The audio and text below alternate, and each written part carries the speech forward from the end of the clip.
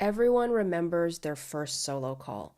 It's the first time you walk into a scene, there's no trainer behind you, no safety net, there's no voice saying, yeah, that looks good, and you're doing it right. It's the first time it's just you. It's your training, your judgment, your decisions. So today I want to take you back to 2018 and talk about my first solo crime scene. Not so much as a true crime story, but really as a moment that kicked off my career. The nerves, the pressures, all the tiny details that no one sees, and the lessons that stayed with me long after the scene was cleared. So I had finished major crime scene training that summer, and before that I had spent several years working property crimes, so I wasn't entirely a brand new, out of the box, warranty still intact CSI. I had some powder on my boots. But stepping into major crime scenes felt like being called up to the big leagues. I was excited and absolutely terrified at the same time. Now, someone once told me that being nervous is a good thing. It means that you care. I still remind myself of that even now on calls that should feel routine. Caring never really goes away, and if it does, then maybe you might want to consider hanging up the camera strap. Just saying. But anyway, because I had just been signed off, I was the first in line for any major call that came out. My work car was packed, it was organized like my life depended on it. Gear checked, batteries charged, memory cards for days. Sorry to my coworkers back then for hoarding all the memory cards. I did put them back, I promise. Sorry. So I was amped, to say the least, and I felt like I could barely function like a normal human being that day. Working out, eating, just existing felt impossible. I was waiting for the call, and it finally came at around 3:30 in the morning. It was a sexual assault, and I would be responding with a partner who specialized in biology and trace evidence. Cool, cool, cool. Tight, tight, tight. That's totally fine. I got this. That's what I was telling myself, right? So I hop into my fully loaded car, and in my mind, I looked way cooler than I actually did. But I arrived on scene, and I asked the detective, what are the circs? It was a phrase that would become a part of my vocabulary for the rest of my career.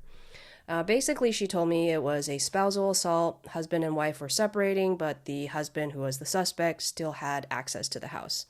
The scene itself was small. It was essentially one bedroom. And then the detective said, so do what you normally do. And inside my head, I was thinking, yeah, I'm still trying to figure out what normally is. But out loud, I just nodded and I was like, okay, because that's what you do. You keep your panic to yourself. But you keep it all inside.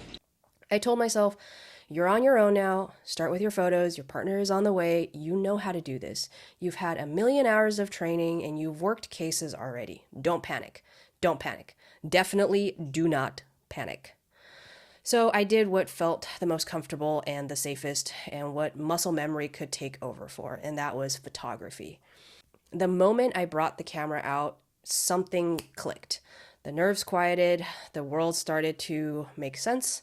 The angles, all the lighting, the sequence of photos, it all started to feel familiar. I was in the zone. I was in my element. I was so much in the zone that I completely forgot that the detective mentioned that the family had a pet rabbit until this tiny little fur missile came hopping at me out of nowhere. It was like the bunny rabbit from Monty Python and the Holy Grail. Terrifying. Anyway, I slammed the door shut, and I'm pretty sure I scared the rabbit, the detective, and my partner, who happened to show up at that time. Anyway, we worked through the scene, doing all the marking, collection, all the documentation, and everything was pretty straightforward. Technically speaking, it was a pretty easy scene. Only took a couple hours, and mostly that was slowed down by tripod work for the photos. And just like that, it was over.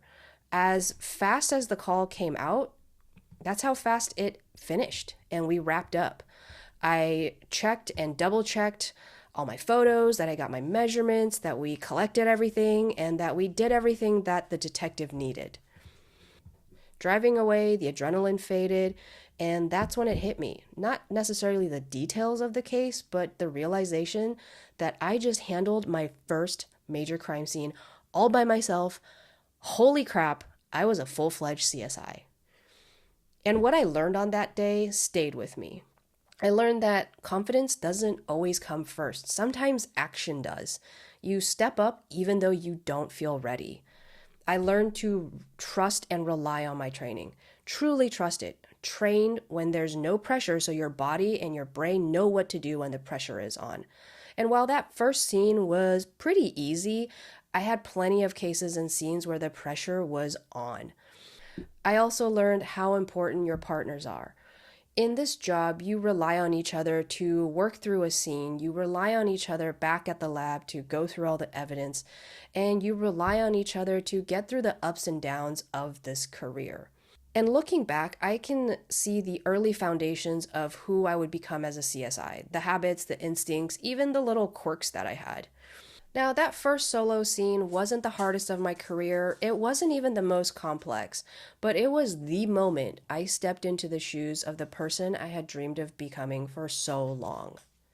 So that's it for today and for the debrief of my very first solo call. Thank you guys so much for watching. Be sure to check out my website for upcoming webinars, training opportunities, and don't forget to follow me on Instagram for more forensic content, behind the scene moments, some fun spoofs, and the latest updates. And as always, guys, I'll see you at the next one. Bye.